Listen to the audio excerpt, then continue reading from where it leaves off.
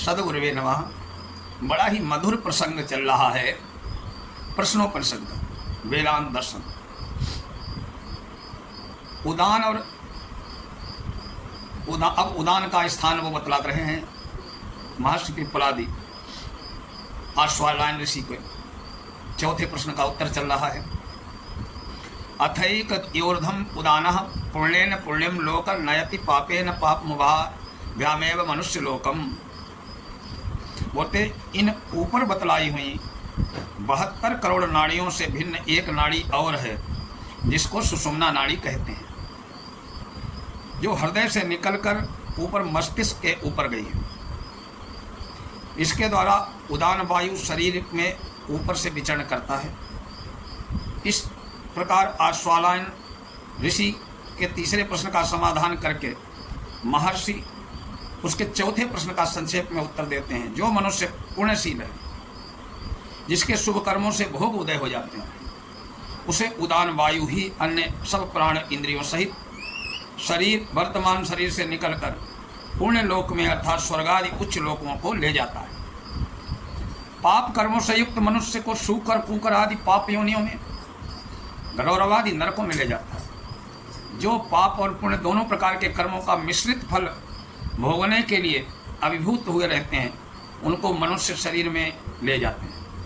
अब 2 मंत्रों में आश्वालायन के 5वें और 6ठे प्रश्न का उत्तर देते हुए जीवात्मा का प्राण और इंद्रियों सहित दूसरे शरीर में जाने की बात कही, स्पष्ट रूप से बतला रहे। आदित्यो हवैवाह्य प्राण उदत्ते सहेशम हेनम चाचुषम प्राणमनुग्रहणन पृथिव्याम या देवता सैषा पुरुषस्यानपानमष्टभ्यांतरा हेदाकाशा समानो वायुर्व्याना। ये निश्चय पूर्वक समझना चाहिए कि सूर्य ही सबका बाह्य प्राण है। ये मुख्य प्राण सूर्य रूप में उदय होकर इस शरीर में बाह्य अंग प्रत्यंगों को पुष्ट करता है और नेत्र इंद्रिय रूप आध्यात्मिक शरीर पर अनुग्रह करता है, उसे देखने के लिए शक्ति प्रदान करता है। पृथ्वी में जो देवता अर्थात अपान वायु की शक्ति है, वो मनुष्य के भीतर रहने वाले अपान वायु को आश्रय देती है, टिकाए रखती है। ये उस अपान वायु की शक्ति गुदा और उपस्थ इंद्रियों की सहायक है। इसके बाहरी स्थूल आकार को धारण करती है। पृथ्वी और स्वर्गलोक के बीच का जो आकाश है, वही समान वायु का बाह्य स्वरूप है। वो इस शरीर के बाहरी अंग प्रत्यंगों को अवकाश देकर इनकी रक्षा करता है। शरीर के भीतर रहने वाले समान वायु को विचरने के लिए शरीर में अवकाश देता है। इसी की सहायता से श्रोत्र इंद्रिय शब्द सुन सकती है।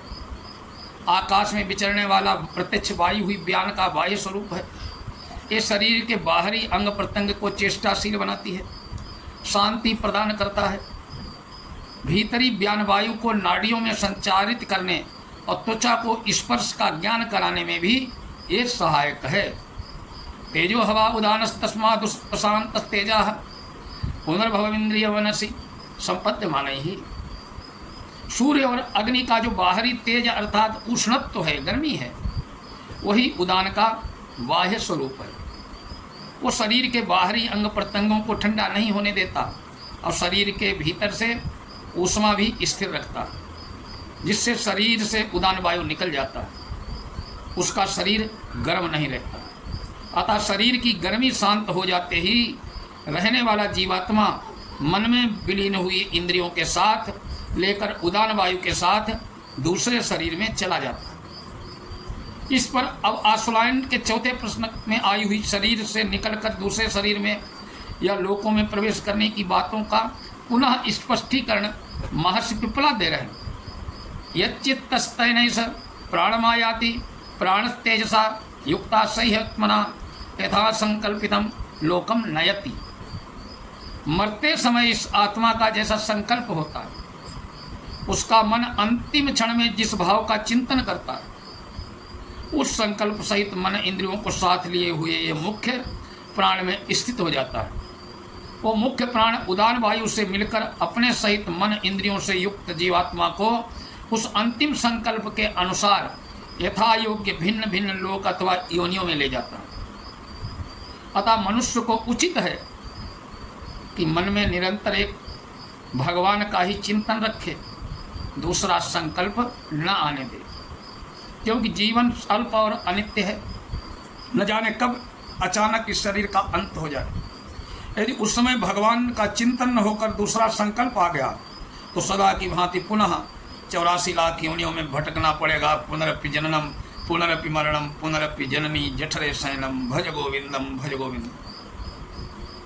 अब प्राण विषय ज्ञान का सांसारिक और पारलौकिक फल बतलाते हैं। एवं ही विद्वान प्राणम वेदम न हास्यम प्रजा ही ये मृतो भवती तदेश श्लोका। जो कोई विद्वान इस प्रकार प्राण के रहस्य को समझ लेता है, प्राण के महत्व को समझकर हर प्रकार से उसे सुरक्षित रखता है, उसकी अवहेलना नहीं करता है, उसकी संतान परंपरा कभी नष्ट नहीं होती, क्योंकि उसका वीर्य अमोघ और अद्भुत सत्य संपन्न हो जाता है। और वो यदि उसके आध्यात्मिक रहस्य को समझकर अपने जीवन को सार्थक बना लेता है, एक क्षण भी भगवान के चिंतन से शून्य नहीं होता, तो सदा के लिए अमर हो जाता है, अर्थात जन्म मरण के स्वरूप संसार से मुक्त हो जाता है। इस विषय पर निम्नलिखित एक ऋचा है। उत्पत्ति मायातिम स्थानम विभुत्वम चैव पंचधा आध्यात्मम चैव प्राणस्य विज्ञायामृत मश्नुते विज्ञायामृत मश्नुते इति। उक्त विवेचन के अनुसार जो मनुष्य प्राण की उत्पत्ति को अर्थात ये जिस प्रकार उत्पन्न होता है, इस रहस्य को जान जाता है, शरीर में उसके प्रवेश करने की प्रक्रिया और व्यापकता का ज्ञान पा जाता है, जो प्राणों की स्थिति को अर्थात बाहर भीतर कहाँ कहाँ रहता है, इस रहस्य को बाहरी और भीतरी अर्थात आदि भौतिक आध्यात्मिक पांचों भेदों के रहस्य को भली भांति समझ लेता है, और अमृत स्वरूप परमानंदमय परब्रह्म परमेश्वर को प्राप्त कर लेता है तथा उस आनंदमय के संयोग सुख का निरंतर अनुभव करता है। इस प्रकार तीसरा भाग और इस प्रश्नोपनिषद का तीसरा प्रश्न संपूर्ण हुआ। अगले वीडियो में चतुर्थ प्रश्न बहुत ही कल्याणकारी मंगलकारी प्रवचन है, निश्चित सुने। ओम नमः शिवाय।